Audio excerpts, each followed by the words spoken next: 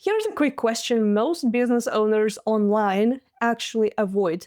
Who are you really? Because if your brand is built on autopilot, eventually it's not going to feel like yours. Let's talk about the identity crisis no one is really talking about, and why this interrogation of an episode might actually save your business. Now, let's talk about the identity, personal branding, and how you show up online, because every single one of us have a brand, we have a unique voice, we have maybe even a unique accent.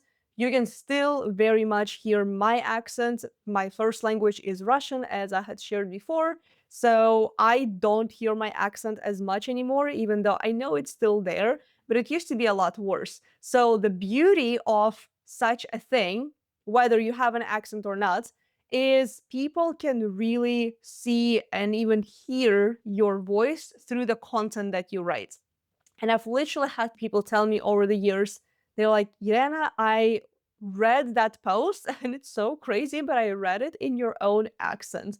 And every time I hear that, I'm like, oh my God, this is so crazy to me because I never think about it. And that is how you can tell when a piece of content is written by you or by AI. Because you know how people say these days, oh, I can see that your content was written by AI. But the difference is one, do you train AI? Number two, do you actually tweak what AI spits out? Because there are so many cliches that AI is using. And number three, I'm going to say this probably over and over in my YouTube channel, in my podcast, in all the content that I create. Do not outsource your creative process to a machine, because that is one thing that allows you to connect with your audience. And every single time I hear people say, and I know we're getting a little bit off track here, but this has to be shared. Every single time I see coaches online in particular say, oh, I'm in need of a lead generation agency, I'm looking to outsource lead gen. And that's valid. I had outsourced my lead generation strategy for my agency before. But the thing is, stop outsourcing the things that require your presence, because connecting with your audience, whether that's through DMs, whether that's through email, whether that's through a video just like this, it has to be you, right? So this video, this podcast episode is not scripted whatsoever. I mean, it is scripted, but it's not scripted phrase by phrase. It's still me speaking. It's still very much me using pretty bad grammar a lot of the times. It's still me making mistakes. It's still me stuttering sometimes. So if I remove all of that, then it's not going to make me sound like you. And that's what I want you to really think about when you are creating content and when you're showing up and when you're thinking about your identity and how you use your voice for the good. Think about how you actually use it and whether you're outsourcing it and whether you're using it from your power or whether you're giving that power away to a machine like ChatGPT, Claude, whatever other tool. All right, so now let's take the conversation back to collapsing your old persona. Because when you are showing up online, whether you are listening to this and you have been in the industry for a while, maybe you have been coaching for a couple of years, maybe you're listening to this and you're just starting right now, you have to understand who you are as a person outside of your business. You have to understand who you are offline in order to translate that online. Because I've seen over the last 10 plus years, I've seen so many people try to be somebody that they're not online. And then you meet them in person and you're like, oh, they're very, very different. And I've actually made that mistake myself, but it worked out for me better. I'll tell you the mistake in a second. So when I first started showing up on live video, it was 2016. I believe it was February 19 when I did the very first Facebook Live.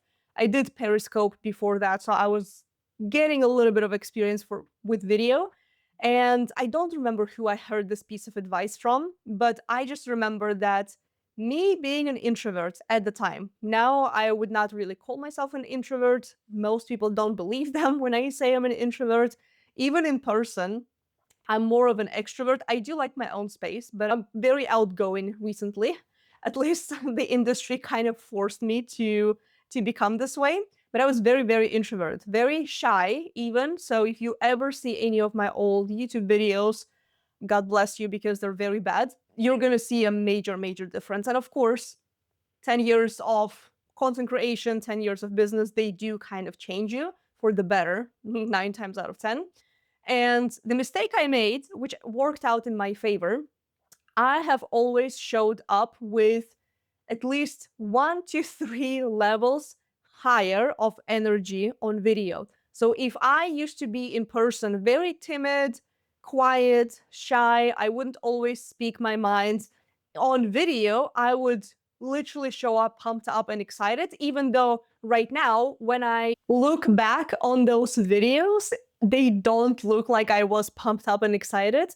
It still very much looks to me that I was very timid, very shy, but it really worked for me because in person, I was not the same person that I was online. I was a little bit more excited. I was a little bit louder. Now, I'm not saying that this is a good piece of advice these days. In 2014, in 2016, it worked out well for me because I kind of forced myself to not necessarily change my personality or change my identity, but I stepped into the version of myself who is okay talking with people, who's not scared of speaking up, who's not scared of starting a conversation. And sometimes I still am not necessarily shy. I sometimes say, "Oh, I'm shy." And then other people around me, they're like, "No, you're not." So it's like how I perceive myself sometimes, but it's very interesting to see how other people perceive you, right? Can still be very much quiet a lot of the times, or I would just sit and observe the room and see who's speaking, who has what kind of opinion. I like to observe people every single time I'm in a new room when I don't know anybody, whether that's in person at an event, whether it's a big event, whether it's a smaller networking event, or whether I'm in a group call in a membership, right? So every single time I join a new membership, that's kind of what I do is I check who's there, who's voicing what kinds of opinions, and that really does help. But at the time, I was using my energy times 10. Let's put it that way. So my energy was not super, super high. And also, I feel like I was still not using the best version of my English, or my English was the best it could be at the time. And it was still very hard, sometimes forming sentences. Not very hard, but I could speak, but my speech today is very different compared to 9 years ago. So when we talk about the identity and when we talk about releasing the old self and stepping into the new you, I'm not necessarily saying that you have to change who you are, but you get to let go of the person that you used to be. Because sometimes you simply need to look at your past self and see how far you have come. Because a lot of the times we don't even see the change in ourselves. And sometimes I would have conversation with my family and my parents, and I would say, "Oh, like I haven't changed that much visually because I look very young and everything like this." And then they would say, "Yeah, yeah, you're the same person." And then every single time I get those Facebook memories, those little videos and the photos from the events you've gone to, or any trips that you've gone onto, or the old videos that show up, and you're like, wow, I actually am a different person. So you do get to acknowledge your growth and the glow up. Because can we talk about the glow up for a second? In 2016, I'm going to speak for myself. I'm not going to speak for anybody else. I did not know how to use makeup, clearly. A lot of the videos I see, I'm like, what the hell was going on with my eyebrows? Why did I have this eye makeup? Why do I look younger right now than I did back in the day? So the glow up is exactly what you are essentially working towards. And it kind of happens, I would say, unnoticed, because at least for me, that's how it happened. That's sometimes the moment when you look at your brand and you're like, wow, who was that stranger?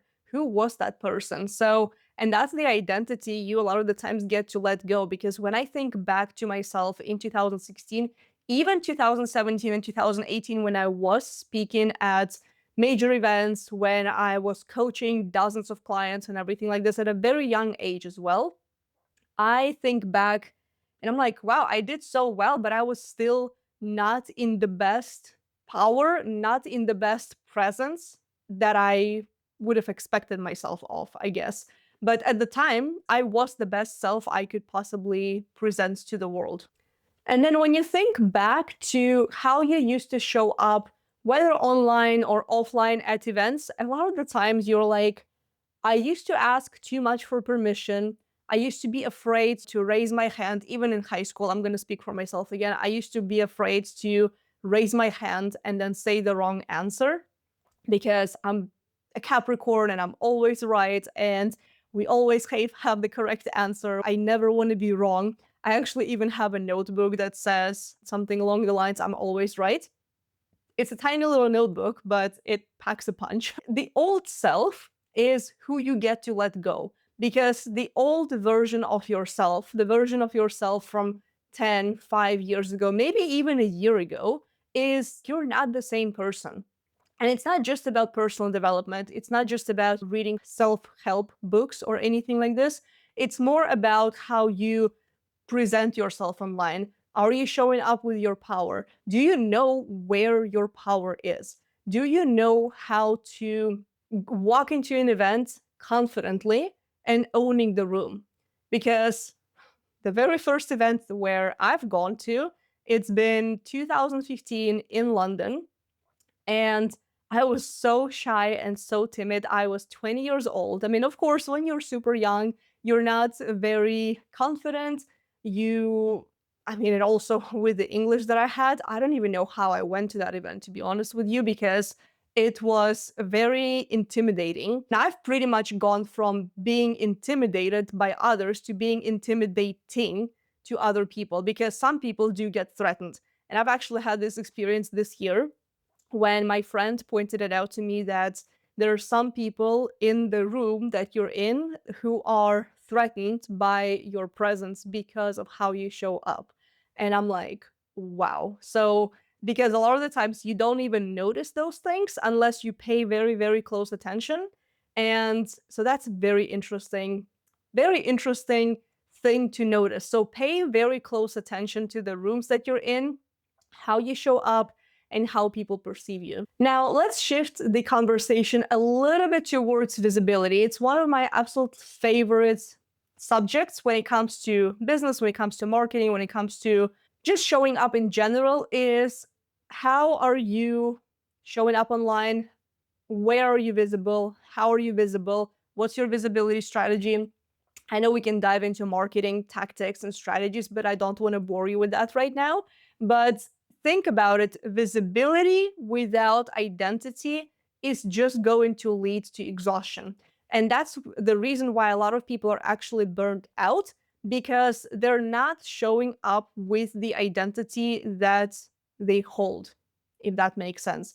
Sometimes we look at other people and we're trying to be like them, right? Unfortunately, that's what happens with the coaching industry a lot. Some people just want to wear your skin, or you maybe want to wear other people's skin. It sounds really, really weird, but it does happen when some people just look at you and they want to be like you, they want to sound like you, they want to have the same accent like you, they want to have the same photo shoots that you do. And I'm like, you gotta own who the hell you are. You gotta know who you are, what your personality is. And I've struggled with this in the very beginning when I was in my early 20s, when I didn't necessarily know what was making myself stand out. Because I remember saying to myself, oh, I don't have a sad sob story that, oh, like I went from broke to millions, or when I was like living in a TV box or under the bridge. Like, I don't have any kind of story like this.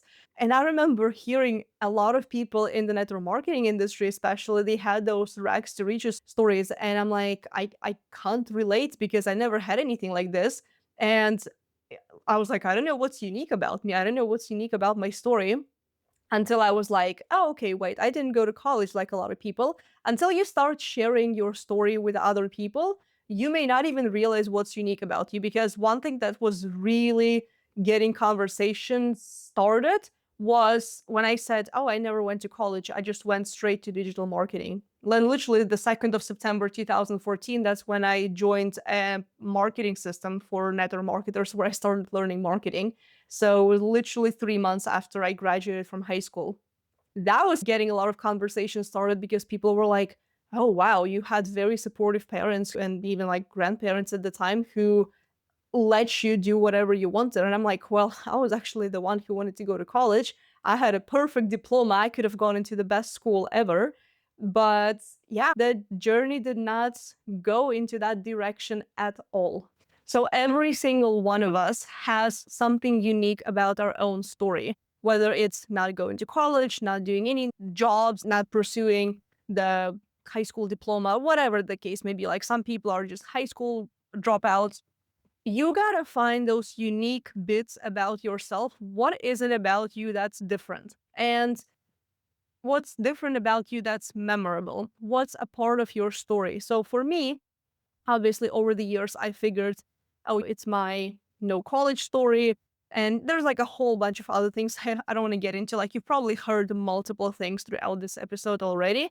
When I first got started, I remember doing a lot of market research and competitor research because I was like, okay, so how do I show up online? What kind of content do I create? What kind of videos do I create? Because mind you, I had zero marketing experience. I did not know what lead generation was. I had to translate everything.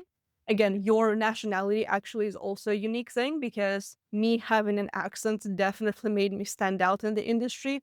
One, because people didn't understand what I was saying.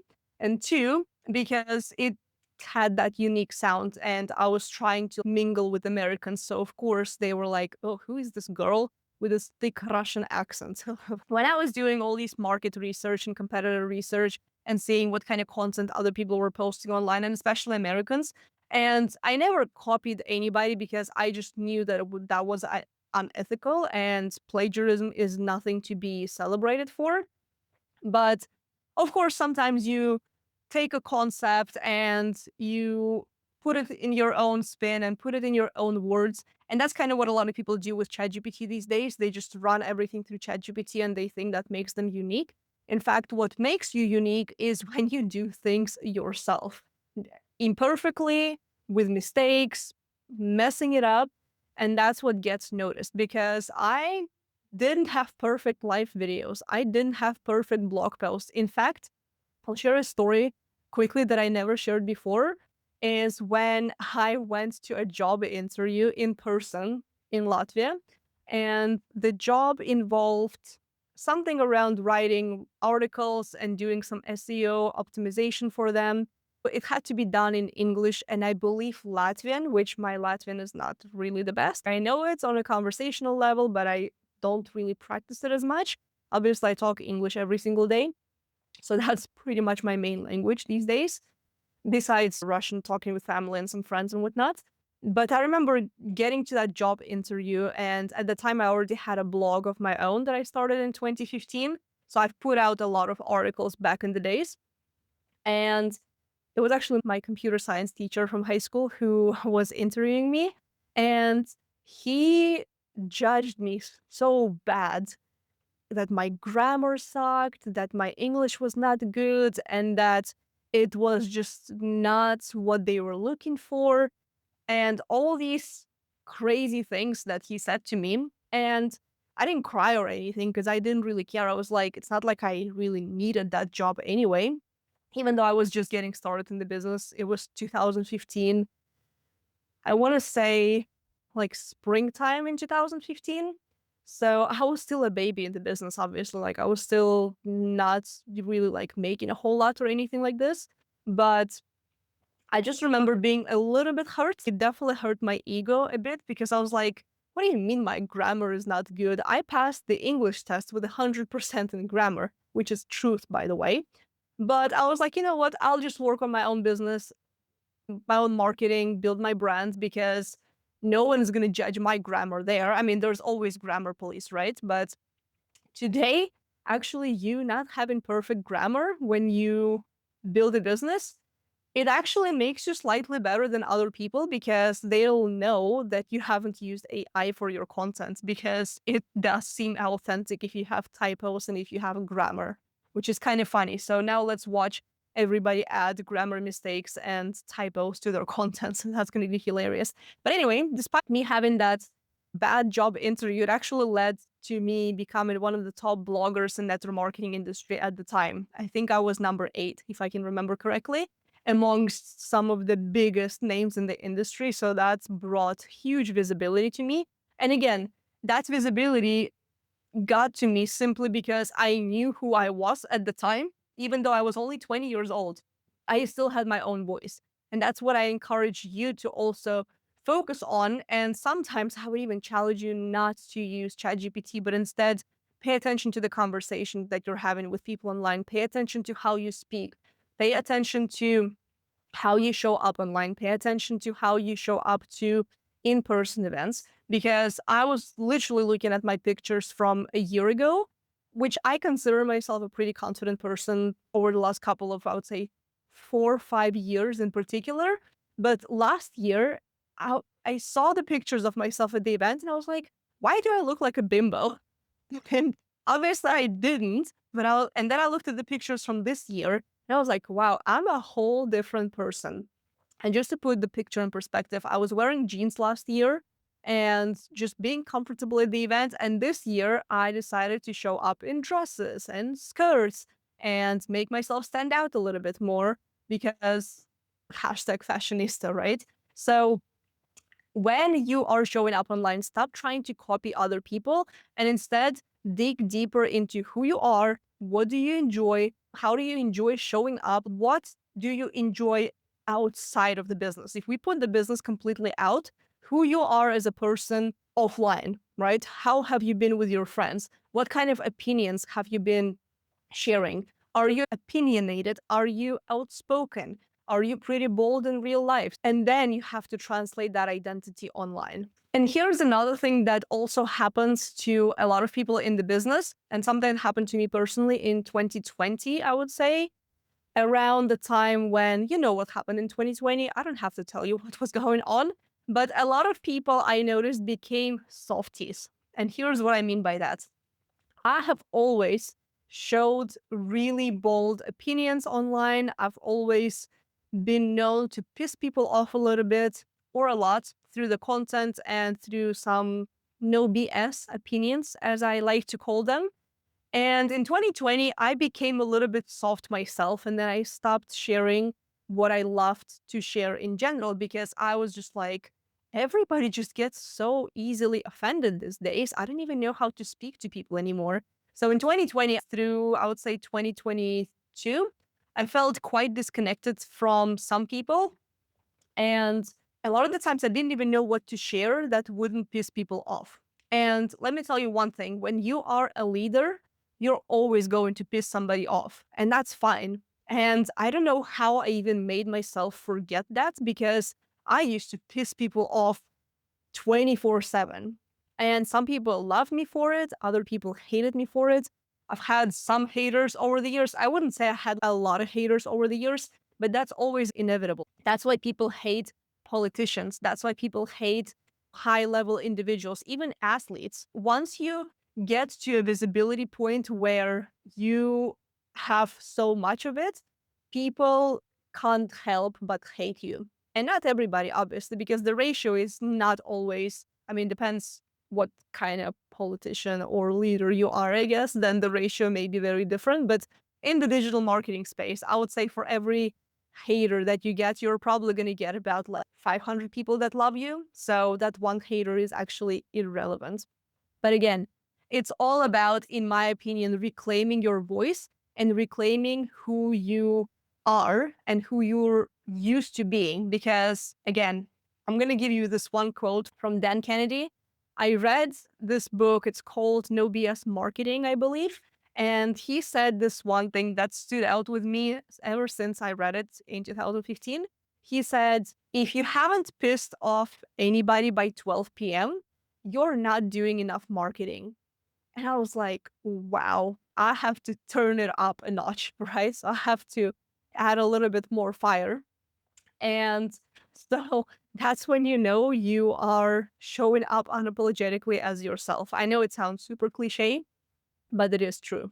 And here's another thing that stops a lot of entrepreneurs and leaders, I would say leaders especially, in their tracks is perfectionism, because I can relate to this so much. Again, you heard me say that I'm a Capricorn, so we are definitely perfectionists. But you, a lot of the times, just have to let that shit go, because it only makes you procrastinate. It only makes you stay where you are. It only makes you share the vanilla posts that nobody really remembers. Because if you think about it, you probably don't remember 90% of the content that you've seen today, maybe even more, because you don't remember the vanilla stuff. You only remember something that made you think. You only remember something that is controversial, something a little bit edgy. And I will say, though, that not every single person is meant to share those edgy opinions, because not every single person is edgy. But you sometimes have to push the buttons of your audience and see how far you can take it without being an asshole.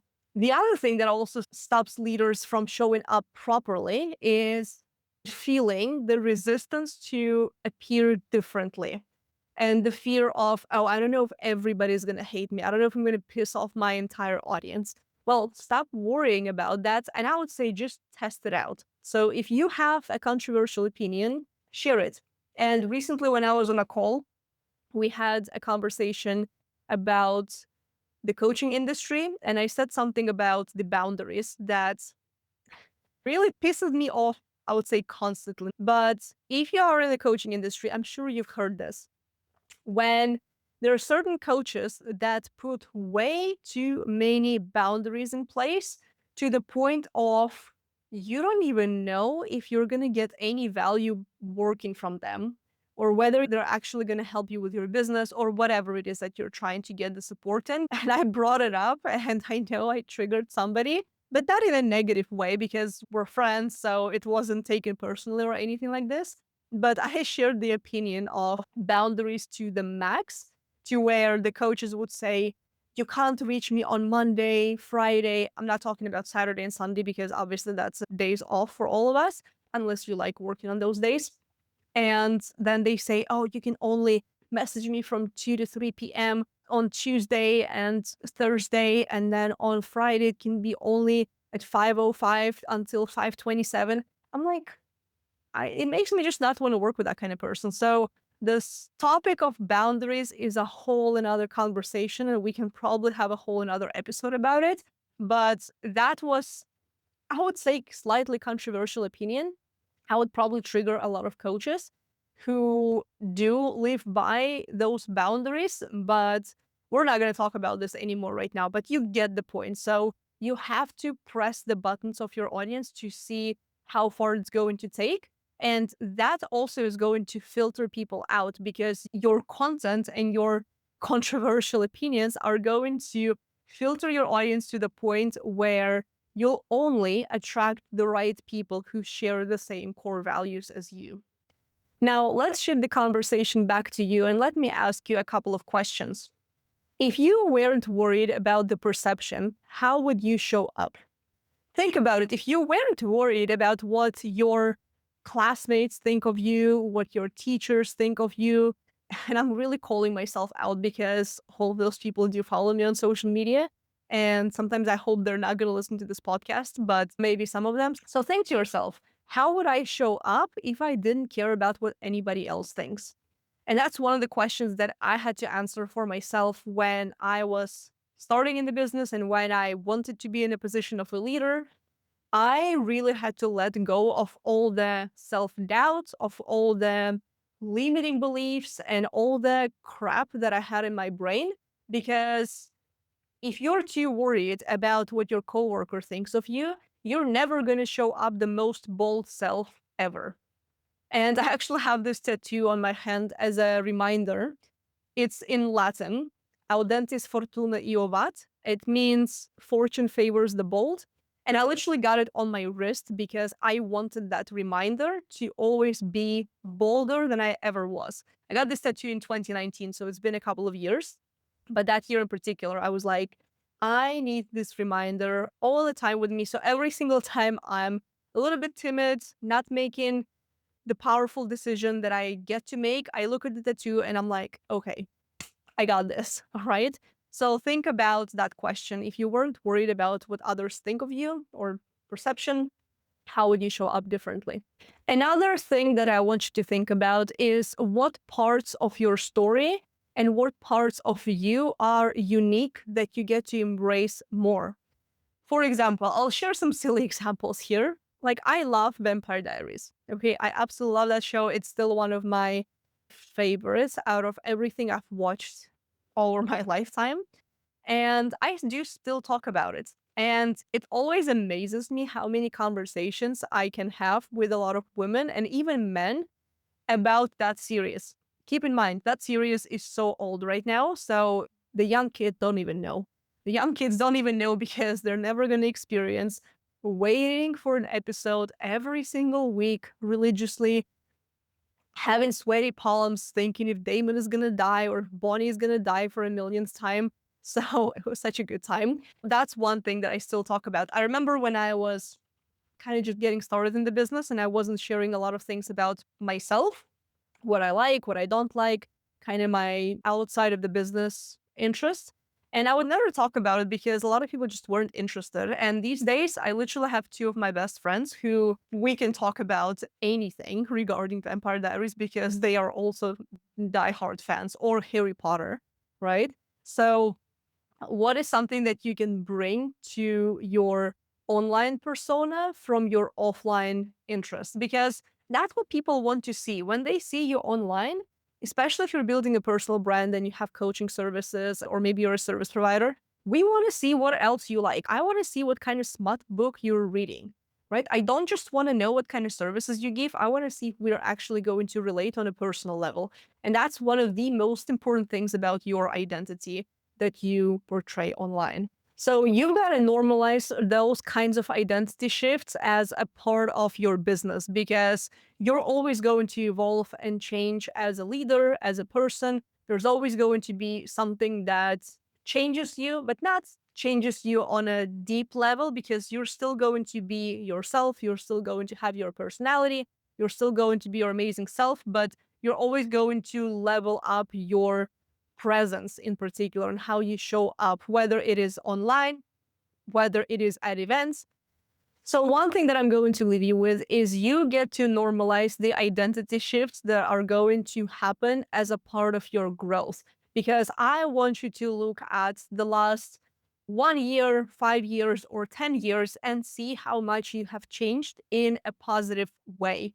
Because if you have been in business for as long as I have been in business, I can guarantee that you are a completely different version of yourself in a good way. Again, it's not just like you are a completely different person in like, oh, you've changed everything about yourself. No, you're still you, but it's like the 2.0 version of yourself, right? So normalize those identity shifts. And I feel like that's not being talked enough in the coaching industry because everybody just wants to talk about the strategy and the latest algorithm update and the latest and greatest video editing tips and hacks, but none of that matters unless you know who the hell you are. So I really want you to reflect and look at yourself deeper into who you are offline and how you show up online. And I'm going to leave you with that.